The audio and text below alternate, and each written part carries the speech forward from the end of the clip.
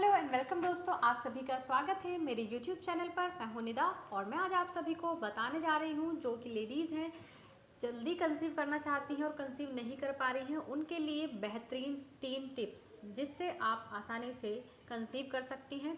तो आज मैं आपको इसमें बहुत सारी टिप्स और आपको बहुत सारी ऐसे टेस्ट बताने जा रही हूँ जिसको आप करा करके अपने बारे में पता कर सकती हैं कि कंसीव जल्दी करने के लिए क्या करना चाहिए। चलिए शुरू करते हैं। मेरे चैनल पर पहली बार आए हैं तो सब्सक्राइब करना और लाइक करना ना भूलें।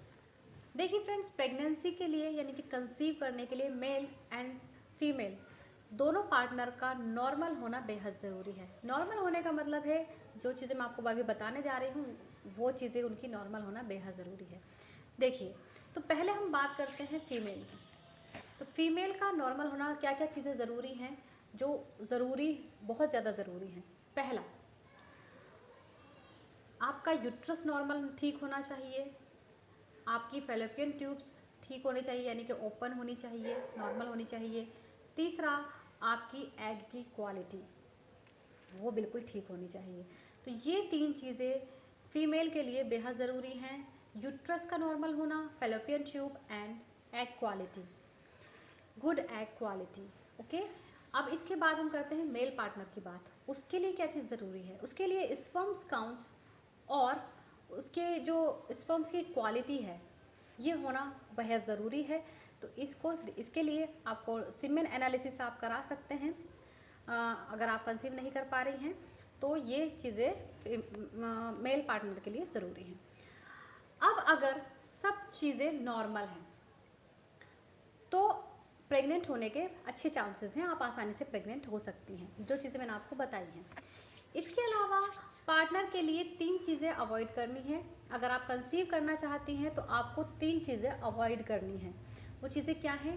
पहला है अल्कोहल, किसी भी तरीके का आपको अल्कोहल नहीं लेना है। स्मोकिंग एंड टोबैको, तंबाकू।